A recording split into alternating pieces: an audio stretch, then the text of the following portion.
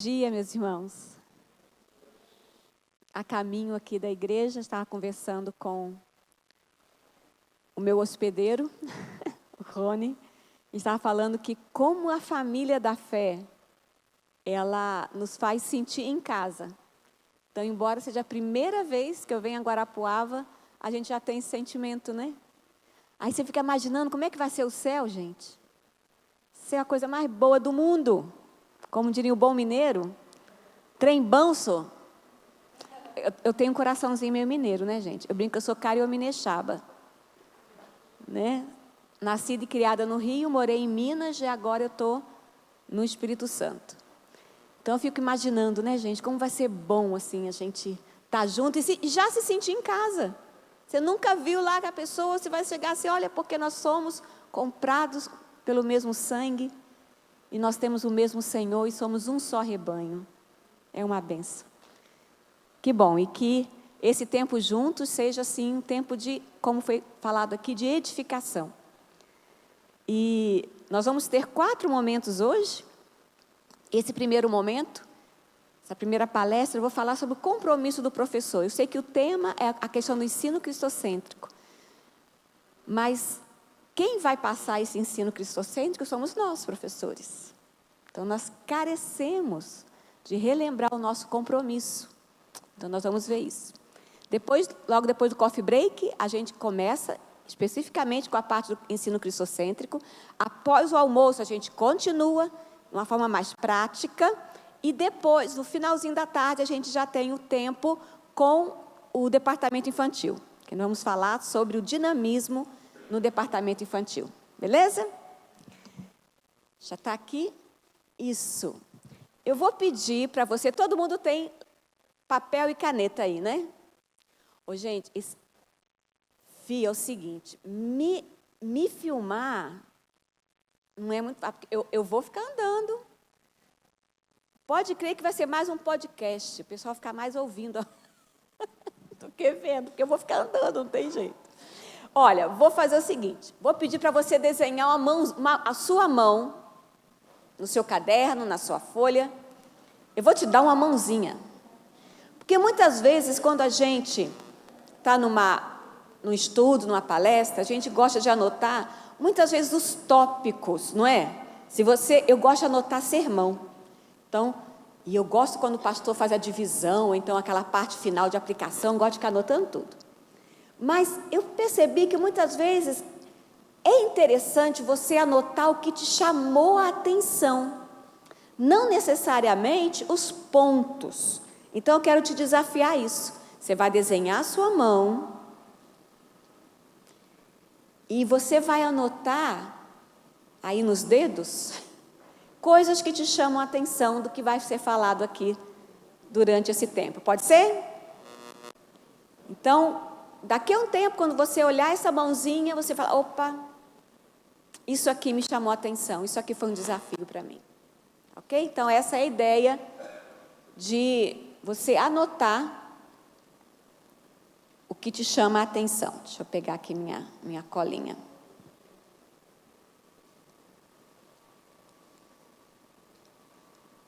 Beleza. Estava passando bem, né? Olha.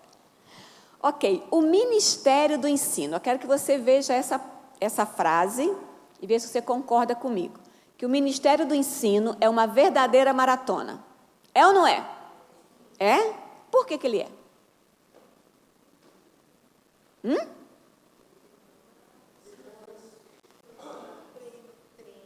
Demanda esforço, treino. Isso. Que mais? O que você pode fazer essa analogia?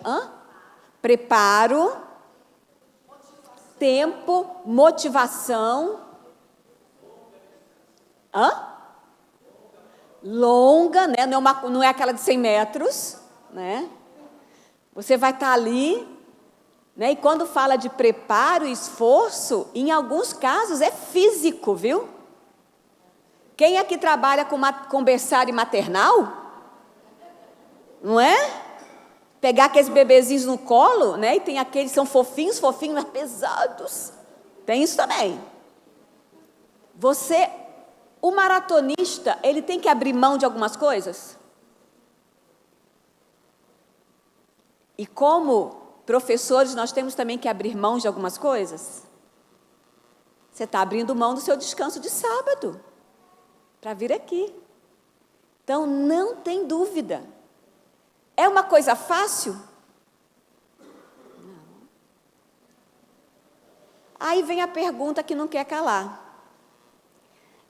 Se não é fácil, o que te leva a entrar nessa corrida? Fala sério, nesse friozinho, você podia estar em casa, embaixo da coberta, ou fazendo uma arrumação dos armários, ou dando aquela geral no seu quintal que está precisando. O que te leva a vir aqui? O que leva você a ir para essa maratona que exige tanto? Chamado, vocação, missão. Gente, vocês pegaram as palavras top. A demanda, você vê ali, você olha, não tem, Senhor, não tem como eu ver isso aqui. Exato, o amor move a gente. E eu gosto muito de encarar a questão que esse é um ministério, tem tudo a ver com o que nós falamos. Tem a ver com a vocação, chamado de Deus. Então, eu não estou como professor ou como professora, simplesmente porque, não tem jeito, né? Olha, todo ano eu falo, ano que vem, prepara alguém no meu lugar, porque já deu, né? Já viram isso? Em algum lugar, assim, do Netflix? Assim, olha, não, ano que vem, já falei com a superintendência, não vai ter jeito. Aí, no final, mas não tem ninguém. Isso conta, lógico, não vamos fechar o olho que isso não conta, isso conta sim, mas, na verdade, é o ministério, é a vocação, é o que Deus tem para a sua vida. E se você simplesmente calar isso, o Senhor vai te pedir conta, e nós vamos ver isso daqui a pouco. Então, não temos dúvida, o Senhor nos deu um ministério. Uma vez eu li sobre essa questão do chamado de Deus, e eu fiquei imaginando uma cena. Eu não sou da área de TI, tá? Eu não sou nada de negócio de computador, embora eu trabalhe remotamente há muitos anos, tenho que mexer no computador direto, mas não trabalho com isso. Mas fico imaginando se um dia uma pessoa assim, tipo Bill Gates, já pensou? O Bill Gates, ele chegasse lá em São Mateus, onde eu moro no norte do Espírito Santo. Desculpa aí, gente, eu moro num lugar que é quente e tem praia. Desculpa aí. E a água não é fria, porque eu já estou ali na beiradinha da Bahia.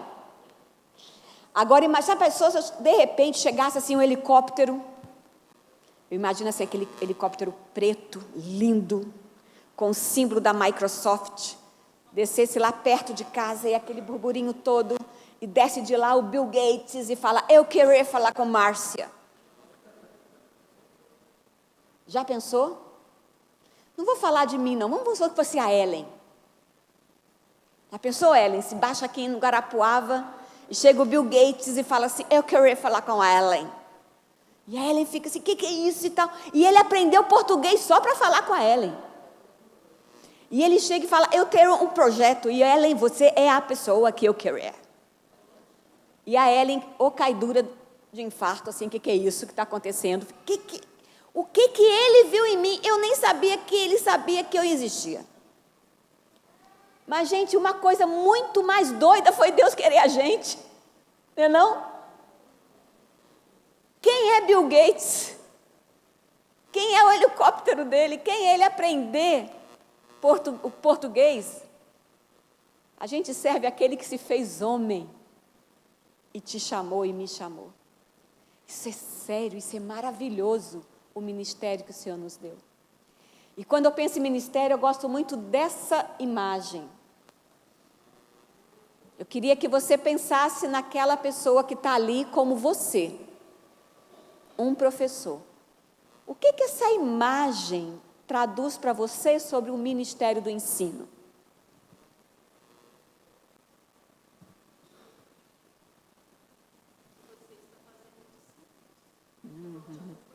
Isso. Então, a gente está entendendo que essas pessoas aqui são os discípulos, a idade que for, porque eu sei que tem gente que trabalha com crianças, adolescentes, jovens, adultos, ok? Esse professor, ele está a caminho de quê? Ele está indo em direção a quê? A luz.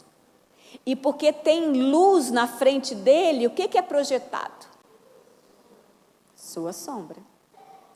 O que poderia ser essa sombra? O que você poderia dar um significado para ela? Já percebeu que eu gosto de analogia, né, gente? Exemplos, exato. Gente, pessoal, aqui ele crava na palavra, assim, ó. Os pastores aqui estão de parabéns. O pessoal vai ali, ó, na jugular. É isso, é o exemplo do professor. Baseado, logicamente, porque está ali, é a luz. Não é o exemplo dele. Aquela sombra está sendo projetada por causa da luz. E esse exemplo é tão forte. Porque o que faz esse exemplo na vida dos seus discípulos? O que essa sombra faz ali? E olha aqui.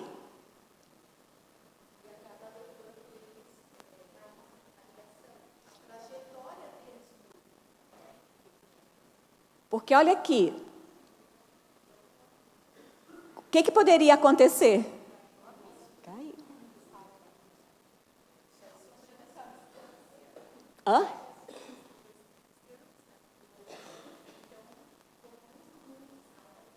Exato. Essa sombra, esse exemplo, ele não é nada se não for a luz. Você imagina se nesse cenário a luz está aqui, mas o professor está caminhando nessa direção, em direção que não é da luz. A sua sombra não estaria projetada exatamente no lugar certo. E iria levar os seus discípulos ao erro. Mas quando nós estamos na direção certa, somos instrumentos. Isso é pura graça de Deus. Instrumentos dele, para que nossos alunos reconheçam a verdade e não sejam induzidos ao erro para caírem. Então, você e eu, professores, nós somos exemplos nas mínimas coisas. Porque o nosso aluno, seja a idade que for, agora cá para nós, professor de criança, a responsa nessa hora é maior, porque elas são esponjas. Você não está percebendo. E a criança está ali, ela vê como que você conversa com as pessoas, como você se veste. Até nisso, nós temos que ter um zelo, porque nós somos, no ministério, nós somos exemplo. Eu quero convidar você, então, a ver alguns versículos da carta de Paulo aos Colossenses. E eu queria falar sobre esse compromisso. Alguns pontos. Há algum tempo atrás, eu comecei a ler essa carta nessa perspectiva da vida de Paulo como um mestre. E fui vendo cartas, e a carta de Colossenses foi assim, para mim, naquele momento, foi um divisor de águas. Reconhecendo esse ministério de Paulo, porque Paulo era um mestre, não era? Um grande missionário, um pastor, mas ele era um mestre, aquele que ensina. E eu queria, então, compartilhar algumas das coisas. São várias, mas o nosso tempo. Eu queria convidar você a ver Colossenses, capítulo 1, versos 1 e 2, e depois o 24 e o 25. Ok? Eu vou ler, você vai acompanhar, eu vou ler numa outra versão. Eu tenho aqui a ARA, que talvez você tenha também, mas eu vou ler na NVI. Tá ok? Diz assim, Paulo, você pode, também se você não estiver com a sua Bíblia.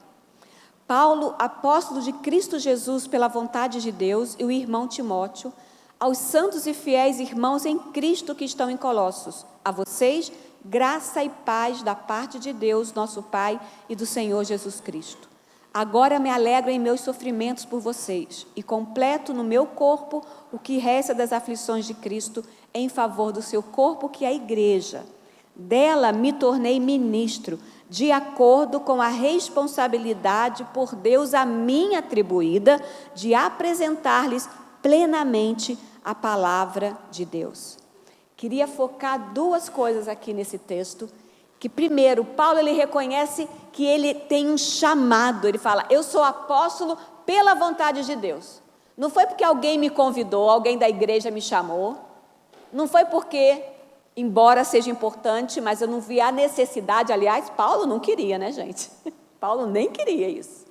Ele reconhece, eu estou aqui pelo Senhor, e eu entendo que eu tenho responsabilidade. Então, o professor que tem um compromisso, ele tem a consciência do seu chamado, é o que nós vimos aqui no início, e ele entende que ele tem as suas responsabilidades.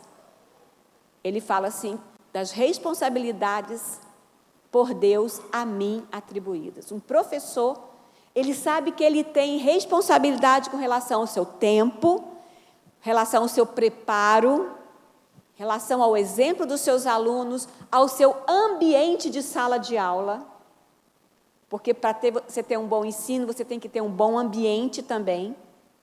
Se aquele ambiente é organizado, se ele é acolhedor, porque muita coisa depende de você, nem tudo depende da igreja. Porque eu já vi professores falar, Márcia, mas a minha sala, olha, a minha sala está com uma infiltração, ela não é bem ventilada. Você pode, olha, tem coisa que realmente não depende de você. Mas ser organizada, acolhedora, depende sim. Ou então eu vejo algumas pessoas que dão aula no templo, falam, Márcia, dá aula no templo, o que eu posso modificar aqui? Vou te falar, pode sim. Você pode fazer coisas que vão auxiliar o seu ensino mesmo aqui no templo. Os bancos não são pregados no chão. Dá para fazer algumas coisas, porque o ambiente é importante. Vai dar trabalho? Vai. Mas você entende que é sua responsabilidade fornecer tudo isso. E entender que você está fazendo isso porque isso é um chamado de Deus. Eu gosto dessa ilustração porque me lembra uma história que talvez todos aqui conheçam, que é a fábula dos 3 pedreiros que estavam construindo uma determinada construção. Então chega uma pessoa e pergunta para o primeiro assim, o que você está fazendo? E como era bem antigamente, os tijolos eram feitos de pedra, né? Você tinha que talhar as pedras. Então a primeira pessoa fala assim, eu estou talhando pedras. Respondeu certo, estou talhando pedras. Perguntou para o segundo, e você, o que você está fazendo? Assim, eu estou defendendo o meu salário.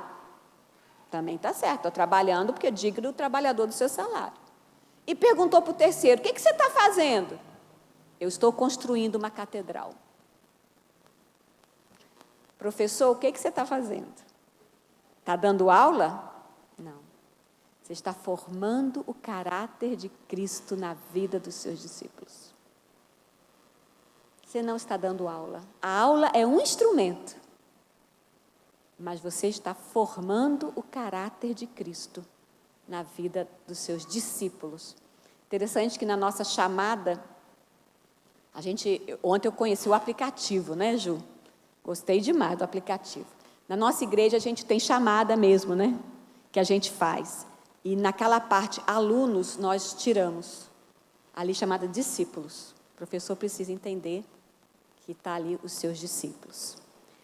Então, um outro texto agora, ainda em Colossenses, capítulo 1, nós vamos ler do 9 ao 12. Eu gostaria que alguém pudesse ficar em pé e ler, ou na sua Bíblia, ou no texto aqui. Quem pode fazer isso?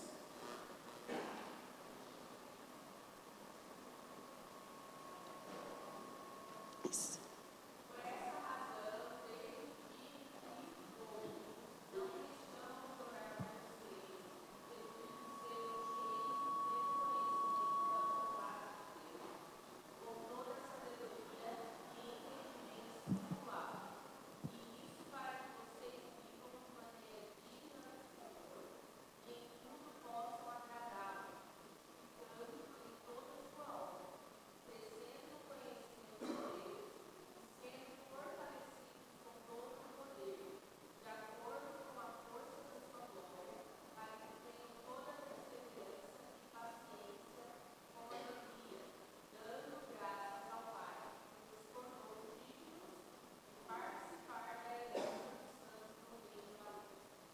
Gente, Paulo está fazendo o que aqui?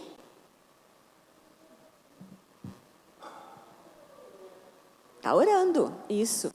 Percebam, eu não sou da área de português, Ju, eu sei que você é. O cheio, o pleno todo, é advérbio, né? Um negócio assim, de intensidade, tem uns negócios assim, né? Gente, eu fui tremendamente impactada quando eu comecei a ler essa oração e comparar com as minhas. Sabe quando você fica assim, nossa, que oração mais trivial que eu faço pelos meus alunos. E eu fui impactada com isso aqui do texto de Paulo. Olha como Paulo ora. Ele fala, olha, eu quero ter um pleno conhecimento, toda a sabedoria. Eu falo, Senhor, muitas vezes a minha oração é tão xoxa pelos meus alunos. Ainda que eu nomeie, porque isso é importante, o professor, ele precisa ter esse compromisso de orar pelos seus alunos. Oração fervorosa em favor dos seus alunos. Não aquela oração geralzona, assim, Senhor, abençoa a minha classe. Não é isso não, gente. Não é isso não. É nomear. Você tem uma lista dos seus alunos? Que fique em algum lugar bem visível? Antes do advento WhatsApp, eu tinha a lista dos meus alunos perto do espelho do armário lá de casa. Eu tinha que olhar os nomes para lembrar de orar. Aí depois, com o advento do WhatsApp, o celular está sempre na mão, eu abro no grupo, eu sou professora de adolescentes. Eu abro no grupo, aí está lá todo mundo. Aí depois tem um aplicativo daquele... esqueci o nome do aplicativo agora. Até a parte de oração, então, eu coloco ali os nomes, e a nossa adolescente tem uma reunião de oração por mês, e eles mandam todos os pedidos, aí melhor ainda a minha fase, que eles mandam todos os pedidos, aí eu tenho ali aquele momento de orar. Gente, compromisso do professor é entender que ele tem um chamado, tem responsabilidade e tem que orar fervorosamente pelo seu aluno. Durante muito tempo, eu peguei essa oração de Paulo, escrevi grande e coloquei no meu escritório. Senhor, me ensina a orar dessa forma, em favor dos meus alunos, primeiro em favor de mim mesmo, Senhor. Pelas pessoas ao meu redor e ao redor também. Aliás, em relação também à liderança e os meus alunos. Professor, ore, mas para isso você precisa conhecer. Paulo, ele fala lá no capítulo 1, 4 e 5, e fala, olha, eu sei que vocês estão perseverando, beleza. Vocês têm sido assim um exemplo para o pessoal. Mas ele também sabia dos perigos. No capítulo 2, ele fala assim, olha, eu sei que aí entre vocês tem uma galera que está querendo fazer vocês voltarem para as coisas antigas. Cuidado, hein? Então, Paulo estava antenado, não era mesmo à distância. Paulo sabia o que estava acontecendo. Então, o professor, para orar, ele precisa bem conhecer. O professor não pode ser aquele que simplesmente tem só aqueles 50 minutos de aula por semana.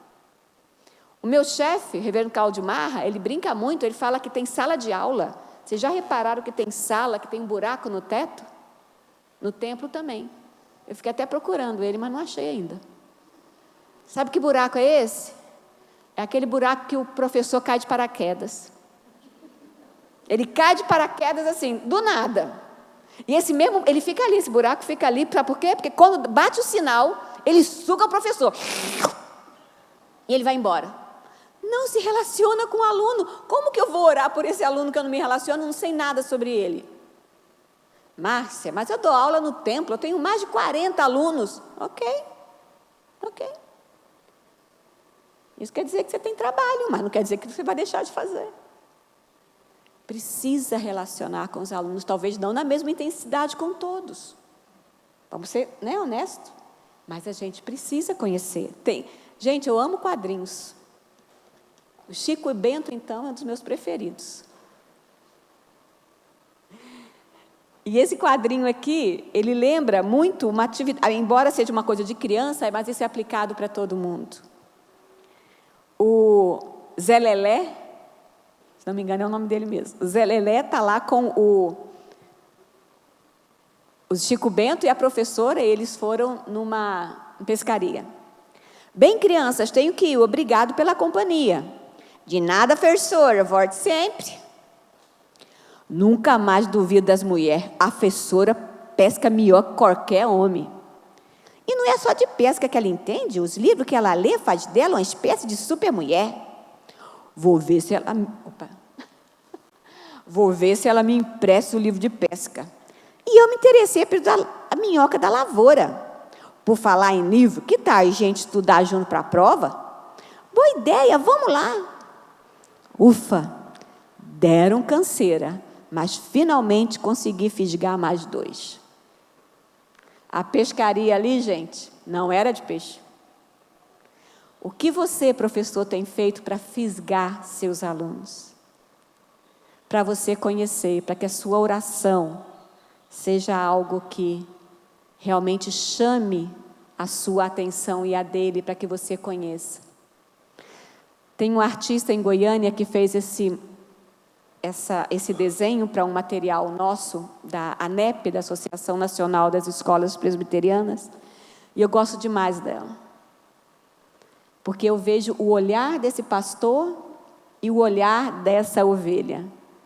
Cá para nós, essa ovelhinha aqui é do tipo mansinha, tranquila, ou é daquela assim, espivitada? Arteira. Tem cara de arteira. Mas olha o olhar do pastor para ela. É do tipo assim, ai, não aguento mais carregar. Ai, não é possível. Não. Porque a base ali é um relacionamento. Claro que fazendo as devidas interjeições aí, a gente entende que o relacionamento de um pastor com a ovelha não se compara com o relacionamento com humanos. Mas lembrando que nós temos um bom pastor, ele é o exemplo para a gente ser um pastor para os nossos alunos. Precisamos encarar isso. Se eu quero orar pelos meus alunos, eu preciso me relacionar com eles. E, logicamente, relacionar com Deus. Isso é a base de tudo. Eu não vou orar. Minha oração vai ser vazia se eu não tiver esse relacionamento com Deus. E eu coloquei essa figura do poço por causa de uma história que um professor meu uma vez me contou. De um homem que estava num lugarejo, passando de carro por um lugarejo, ele decidiu parar, e esse lugarejo tinha um poço. Ele parou ali e veio uma senhora. Encheu lá uns baldes. Voltou. Daqui a pouco voltou ela de novo. E ele viu assim, gente, ele olhou, né? Sabe aquele lugarejo que é tipo assim uma rua só? Aí passou uma pessoa e falou assim, olha, estou aqui, em pouco tempo já descobri a pessoa que tem a maior casa, que deve ser aquela ali. É aquela senhora que acabou de encher. Eu não sei porque ela está em outros lugares, mas ela deve ter a casa maior e a maior família, porque o tanto de água que ela pega aqui. Aí o morador riu da cara dele, assim, o senhor está tão enganado.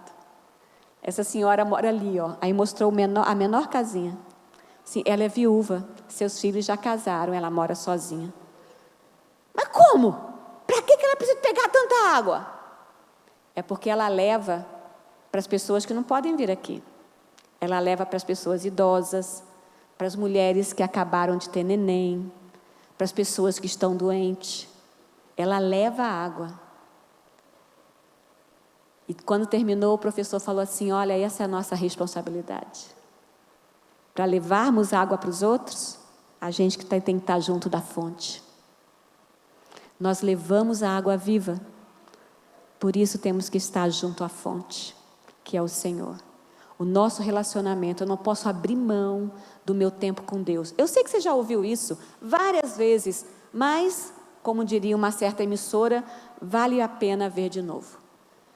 Vale a pena ouvir de novo. Nós precisamos, a nossa base é o relacionamento com Deus, para desenvolvermos o nosso tempo como professor. E por falar em professor, você é professor de quê?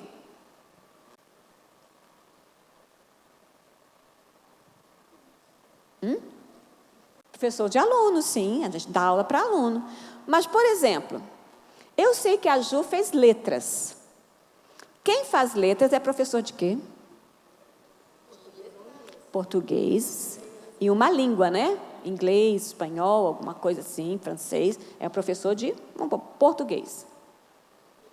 Se faz bioquímica e se torna um professor, vai para a parte da academia, vai dar aula de química, biologia, coisas assim. E você, que é professor da escola dominical? Exato! Nós somos professores de Bíblia. Nós não somos professores simplesmente de uma certa faixa etária. Você e eu somos professores de Bíblia. A pessoa que é bacana. O que você é professor? Ah, sou professor, fiz letras, sou professor de português. Fiz artes, sou professora de música. Fiz patologia clínica, sou professora e tal. Não, eu sou professor de Bíblia. Olha que bacana, gente. Então, para isso, a gente precisa ter familiaridade com algumas coisas da Bíblia. Você, como professor, por exemplo, tem que lembrar que a Bíblia é um conjunto de 66 livros que tem uma narrativa central, que é o nosso papo depois do coffee break, que é Jesus. A Bíblia, por exemplo, tem 40 autores. Ela tem 39 livros no Antigo Testamento e 27 no Novo. Compreende aí um período enorme de tempo, porque você tem pessoas de diferentes épocas, de diferentes nações. Isso é muito importante. Outra coisa, você precisa ter uma noção da linha do tempo.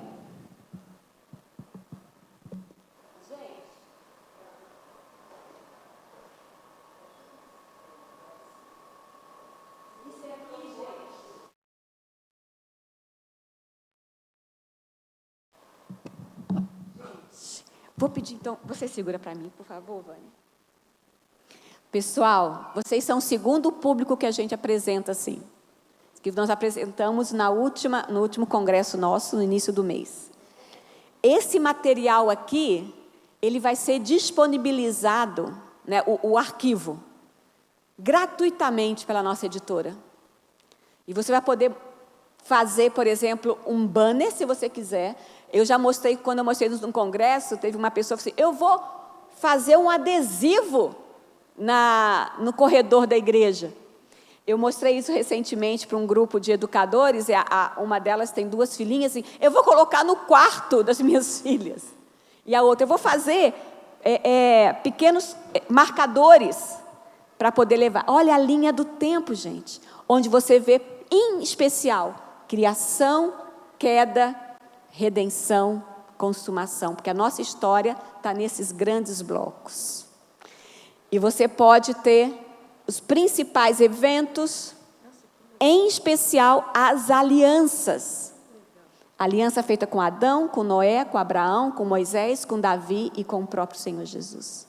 Essa linha do tempo, que vai ser disponibilizada, foi feita pelo Marcos Natti. Se você não segue Brother Bíblia no Instagram e no Face, está na hora. Já esteve o Marcos aqui? O Natti? O Natti é o nosso desenhista de adolescentes da nossa revista. E o Natti que fez isso aqui, ele fez de um jeito que você vai ter um arquivo totalmente desse jeito aqui, mas também, se você quiser, vai ter um arquivo sem as palavras, que você vai poder fazer aos poucos, ou então cada parte colorida separada, você vai poder fazer de várias formas. Então, o professor precisa ver isso. Tem que estar na sua cabeça facilmente, assim como você tem, molhe o seu trajeto da sua casa até a escola, ou até o seu emprego, ou até a igreja. Você tem que ter esse trajeto da linha do tempo na sua cabeça. Então, aguarde. Você vai ter esse material para você usar em casa, com a sua família e também com os seus alunos. Foi projetado inicialmente para crianças, mas todo mundo que está vendo assim, não, isso aqui é para toda a igreja. Então, se Deus quiser, vocês terão acesso a isso aqui. Obrigada, vocês podem enrolar para mim? Professor de Bíblia precisa ter essa noção, precisa lembrar dos grandes impérios, porque a Bíblia fala isso, dos assírios, dos egípcios, babilônicos, medo-persas. Você precisa ver os diferentes estilos literários da Bíblia, porque você, quando vai analisar um texto que é da poesia, da sabedoria, é diferente a análise quando você vai ver um livro profético ou narrativo. Isso aqui eu só estou dando pinceladas, porque a gente precisa estudar isso. Isso não é coisa só para pastor saber, não, gente. Professor tem que saber. Uma vez, um bom tempo atrás, eu fui professora de jovens, e a gente fez uma campanha. Troque seu tênis novo por uma Bíblia de Genebra. Não é que deu certo? A maioria dos nossos jovens compraram uma Bíblia de Genebra. E olha que era uma igreja de periferia, não era uma coisa assim, porque tem gente que nem precisa trocar, né? Só fazer um pix lá e conseguir um. Mas para algumas pessoas é sacrificial. Então, você tem uma Bíblia de estudo em casa? Se for assim, ó, fala, Senhor, vou lá. Vou fazer meus cálculos orçamentários para ter uma Bíblia. E eu posso indicar as duas melhores. Bíblia de Estudo de Genebra e a Bíblia de Estudo Herança Reformada, que são da nossa editora. É feita pela Sociedade Bíblica e a nossa editora Cultura Cristã. Eu até deixei aqui, gente, isso aqui depois é para vocês verem à vontade, tá? Porque a gente gosta de ver livro pegando, né? Tem uma série, eu só trouxe 3, mas são vários, que é essa série que chama Referência Bíblica Essencial. Gente, ela é super baratinha na nossa editora. Os livros estavam em promoção há pouco tempo, de 10, 13 reais. Não sei quanto é que está agora, não, só lembro da promoção. Mas, gente, tem aqui mapa, cronologia, a história da Bíblia, é incrível. Entra lá no nosso site, da Editora Cristã, só www.editoraculturacristã.com.br. É muito jóia. Pequeno manual da Bíblia, tem o Atlas também, porque, gente, é muito bom a gente saber geografia. Por exemplo, se eu falar para vocês assim, Curitiba, mole vem na sua cabeça. Se eu falar Nova York, você pode nunca ter ido lá, mas você sabe para que lado que o negócio fica. Se eu falar assim, farinha seca, fica perto de Dourados, Mato Grosso do Sul. Se eu falar assim, Jaguaré, fica pertinho da minha cidade, fica perto de São Mateus. Mas está vendo como é ruim quando você fala um nome que você nem sabe? Quando você vai na Bíblia e fala assim, Assíria, para que lado? Galileia, onde? Babilônia. É importante você ter isso na sua mente. Assim que você tem que ter a linha do tempo, você também precisa ter esses detalhes, porque você é professor de Bíblia. E vamos aqui caminhando. E aí, você está preenchendo sua mãozinha? Beleza. O outro ponto. Vamos ler juntos esse aqui, Colossenses 1, 29? Vamos ler juntos? Por isso, vamos ler juntos, gente.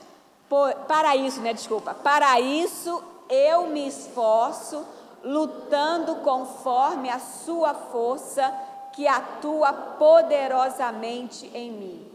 Queria destacar o me esforço, lutando. Aquilo que a gente falou da maratona.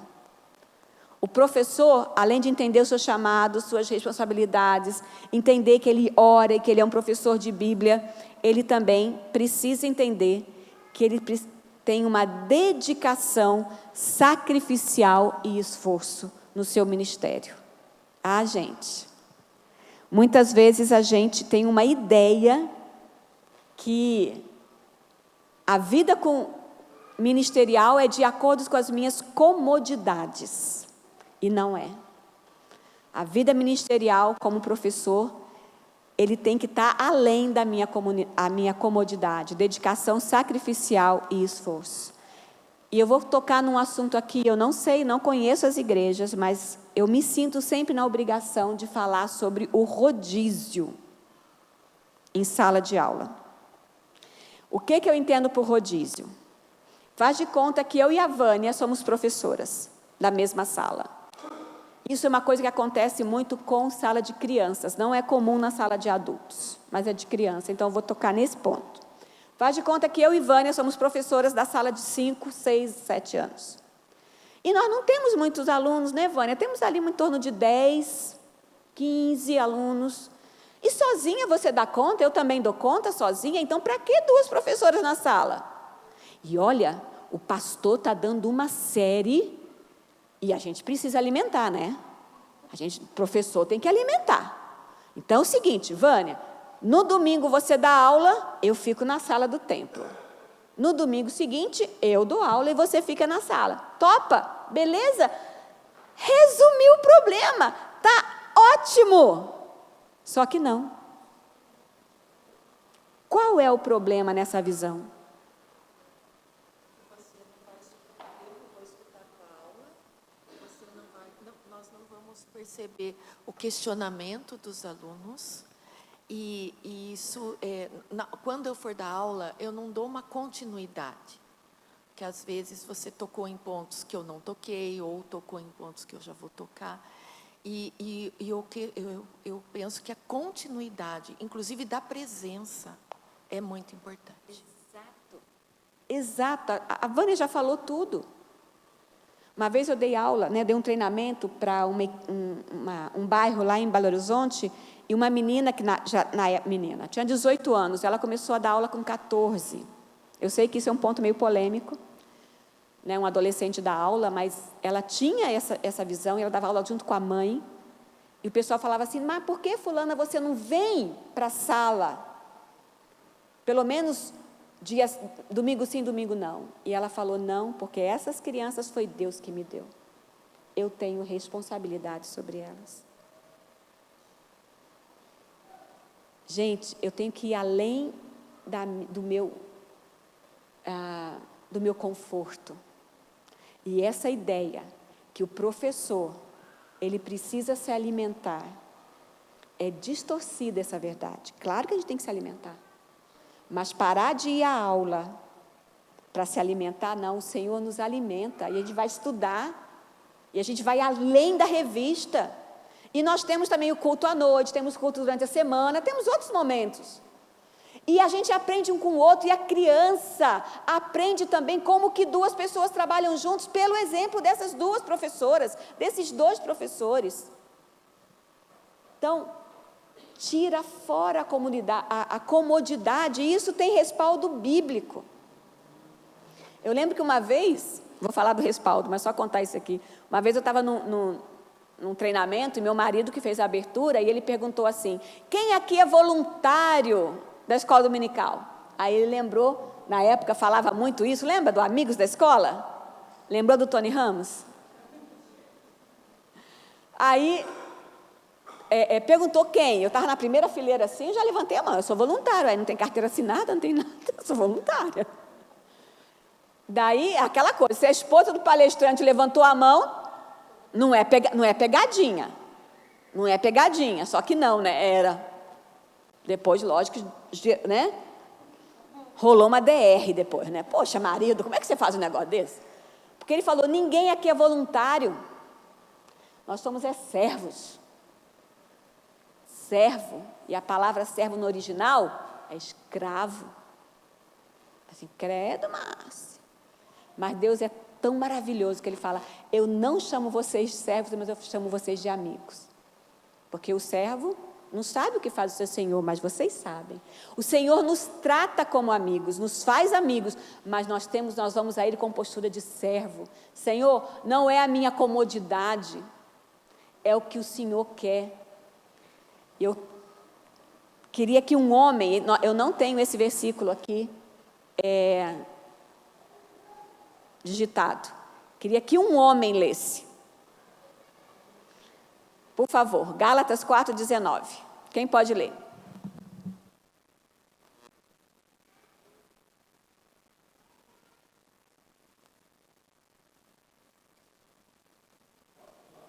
Quatro, 19.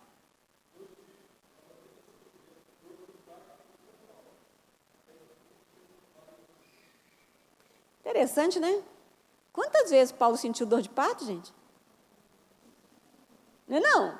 Ele usa uma analogia, fala, um homem falar que está sentindo dor de parto, o que ele entende disso? Eu não entendo também não, tá? Já foi cesárea as duas. Mas tem o seguinte, o que Paulo está falando aí, nem nós mulheres sabemos. Tá? Que é isso, Márcia? Eu que sei. 12 horas de trabalho de parto. Não. O que Paulo está dizendo, repara só, por quem, de novo, sinto dores de parto. Para quê? Pela mesma pessoa, até ver Cristo sendo formado em vocês. Nenhuma mulher sofre dor de parto 2 vezes pelo mesmo filho. É ou não é? Você sente pelo outro, mas por aquele, nasceu, acabou. Eu tenho um netinho, coisa mais linda do mundo.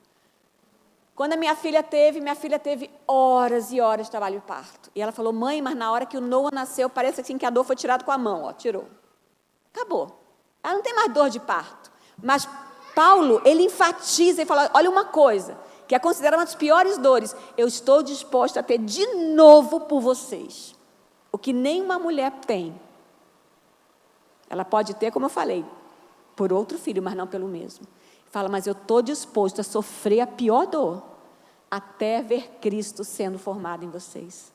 Gente, olha a base que nós temos para isso. Nós temos esse compromisso com o Senhor. E tem um texto em Tiago. A fonte deu um probleminha, mas dá para ler. Olha o que Tiago fala. Vamos ler juntos esse aqui? Meus irmãos, não sejam muitos de vocês mestres, pois vocês sabem que nós, o que ensinamos, seremos julgados com maior rigor. Olha, gente, que propaganda maravilhosa para 2023. Você que é superintendente da escola dominical, pega essa ideia. Faz um banner. Faz um slide. Você que quer ser... Não, venha ser professor. Você que quer ser julgado com maior rigor. Ó, dá até musiquinha. Não é? Você pode fazer assim, ó. Você fala assim, que isso, mas que balde de água fria. Será que Tiago não tinha uma palavrinha mais branda aí, não? Não é que ele queria jogar um balde de água fria. Mas ele queria destacar a grande responsabilidade. Tiago 3 é aquele texto muito conhecido por nós. A língua é fogo. Essa é a introdução desse texto. E ele está falando para professores porque é o que a gente mais usa. É a língua. Fala, olha só, porque o que você fala pode ter coisas maravilhosas, mas também pode causar muitos estragos. O professor tem que ter essa consciência. Se você não busca corretamente, você pode induzir o seu aluno ao erro. Se o seu exemplo não for o melhor, você pode fazer com que o seu aluno, seja a idade que for, não tenha um compromisso e uma visão correta da vida com Deus. Então, gente, não é a preço de banana que nós fomos comprados e nem é a preço de banana que a gente desenvolve esse ministério. Nós vamos sim ser, se você é professor, você é professora, você vai ser julgada com maior rigor, porque o que você fala, o Senhor vai falar, vem cá, você está falando, mas você está vivendo? Fala, amanhã já vou entregar meu cargo para superintendente. Quero isso não. Não estou... Peraí, Márcia, aí pegou pesado. Mas é para pegar pesado mesmo. Porque a Bíblia não trata diferente. Eu vou confessar aqui o pecado, né? Já confessei outras vezes, mas vou confessar de novo. Durante muito tempo no meu ministério como educadora cristã, eu fazia de tudo para ter os professores ali, ainda mais na igreja que eu trabalhava, uma igreja em Viçosa, que era de estudantes universitários. Então, eu tinha, a mão de obra sempre era muito rotativa. Eu fazia de tudo para o pessoal ficar no departamento infantil. Até que um dia Deus virou assim, mas me deu muita cacetada, assim, Márcia, para, porque a obra é minha, não é sua. E só vai ficar aqui quem tem compromisso, você não tem que ficar bajulando, não. Você vai tratar bem, você vai dar curso, você vai fazer as coisas. A gente faz fazia confraternização, tudo isso, mas o objetivo não é para segurar o cliente. O objetivo, porque quem vai fazer isso sou eu. E isso é sério, porque o Senhor vai julgar com maior rigor. E a pessoa que entra nessa tem que saber. Eu não sei quantas igrejas, por exemplo, têm o chamado culto com as crianças, culto infantil, o nome que você quiser dar. Esse, muitas vezes, é um ponto nevrálgico no departamento de ensino das crianças. Porque é uma rotatividade, e você chega assim, olha, uma vez só por mês está aqui, Ju. É mole. Não é mole, não. Não é mole.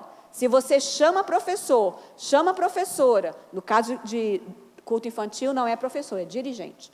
Se você chama alguém, não chame falando, aí é fácil, não. Olha, pega aqui a classe, porque, olha, é tudo muito fácil. Não é, e não passe essa visão. Porque precisamos ter essa ideia, que o professor, ele tem um grande chamado. E como diria o Homem-Aranha, como é que é mesmo aquela frase dele? Isso. Temos grandes responsabilidades, né? Poder, tudo que tem, a gente sabe que vem acompanhado de muitas responsabilidades. Essa parte aqui não. Indo já para o final, porque já estão colocando ali o lanche, então eu sei que eu tenho só mais 7 minutos. E vamos cumprir o horário. Colossenses 2,19 diz assim, a partir do qual todo o corpo, sustentado e unido por seus ligamentos e juntas, efetua o crescimento dado por Deus. Em várias de suas cartas, Paulo fala que nós somos corpos, estamos ligados. Então, o compromisso do professor entende que ele é chamado, tem responsabilidade, que ele deve orar, que ele é um professor de Bíblia, que ele deve se esforçar, mas também ele está ligado a uma equipe. Ele não é uma pessoa isolada. Professor nunca pode ser isolado. E olha que eu conheço muitos professores assim, dá sua aula, chega, dá uma aula maravilhosa, mas não estou nem aí para o que o outro faz, e não estou nem aí para que alguém venha falar comigo e me dar um feedback, não, sou isolado. Não. Professor é equipe. E quem lidera os professores, superintendência, coordenação de ensino, conselho de ensino, seja o que for, precisa sempre também, você que coordena isso, precisa sempre mostrar aos professores essa ligação, estarem juntos. O trabalho é um só, é formar Cristo na vida dos alunos. Eu não vou me deter muito nisso, e eu quero ir agora para o último. Colossenses 1, 21 e 22. Eu vou pedir para as mulheres lerem o 21 aqui, e os homens lerem o 22. Pode ser? Mulheres.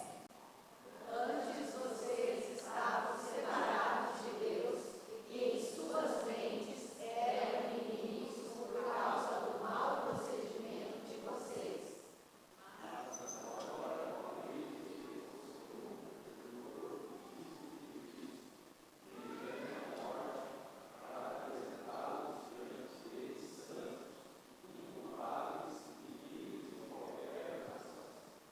Isso. O destaque aqui, Paulo sempre deixa, não só na parte de Colossenses, ele sempre fala, olha, quem éramos antes e quem nos tornamos por causa do Senhor Jesus. Antes estávamos separados, mas ele nos reconciliou. E esse já é a introdução do nosso próximo ponto, que é o foco na redenção, o que Cristo fez por nós. Vai ser o nosso próximo conto da abordagem cristocêntrica e abordagem cristocêntrica. Então, não vou falar muito sobre isso, que é o nosso próximo tópico, mas, como vocês viram, eu gosto muito de imagens, eu sou muito visual. E essa aqui, que foi feita pelo pastor André, ele tem também no Instagram, chama Entendendo o Tom, que é uma tirinha, ótimo também para você seguir, uso muito com os meus adolescentes. Ele também faz para criança, e Ele está preparando, atenção, pais, Ele está preparando um material que nós vamos lançar no ano que vem, que é o Catecismo Card, o breve catecismo todo feito em cards. Frente, pergunta, resposta no verso, e com algumas figuras. Ele criou 2 personagens para a gente da editora, que é o João e a Sofia. E o João e a Sofia e outras coisas vão mostrar o Catecismo Card. Então, é só um spoiler do André. André é um pastor lá em Vitória. E essa imagem, para mim, ela traduz muito do que é o foco em Jesus. Ali, né, aquele como se fosse um tapete, vamos dizer assim. Você tem, desde o Egito, o sacrifício, a arca, tudo caminhando para o Senhor Jesus, que é o dono da história. O foco, o seu ensino. Agora, como fazer isso, a gente vai ver depois. Por enquanto, tenha em mente de ser um professor 3D. Um professor que seja... Opa, não passou. Dependente de Deus, disciplinado e disposto. Seja um professor 3D. Que você atraia os seus alunos a Cristo. O seu exemplo seja algo marcante na vida deles. E que você transforme, pela graça de Deus, a atitude de cumprindo o meu dever. Estou aqui, cumpri minha escala, está tudo certo. Não. Esse é o meu ministério. Eu não estou cumprindo simplesmente um dever. Eu estou cumprindo o meu ministério, o chamado que Deus me confiou. Eu vi que algumas pessoas não pegaram o 3D e talvez queiram, então vou voltar aqui. Não está voltando? Pode voltar para mim, por favor, meu irmão? Eu vi que alguns não pegaram. Que sejamos tudo isso para a glória de Deus, não é para a nossa glória. É uma oração que eu sempre faço com Deus, assim, Senhor, que meus alunos possam se esquecer de mim, desde que não esqueçam do Senhor. Não somos nós estamos atrás da cruz de Cristo. E é lá que a gente tem que permanecer, para a glória dele. Vamos orar? Ó Deus, obrigada porque nós podemos ter a Tua presença em nossa vida e o Senhor faz coisas em nós que somente o Senhor pode fazer, que é a transformação do nosso coração e, ó Deus, a transformação da nossa disposição em Te servir. Ó Deus, que sejamos aprovados pelo Senhor, que também tenhamos, ó Deus, a firme convicção do Teu perdão e do que o Senhor quer fazer em nossas vidas, para a honra e glória do Senhor, porque é para isso que nós fomos criados. Nós queremos nos alegrar no Senhor e mostrar a Tua glória. No nome do Senhor Jesus. Amém.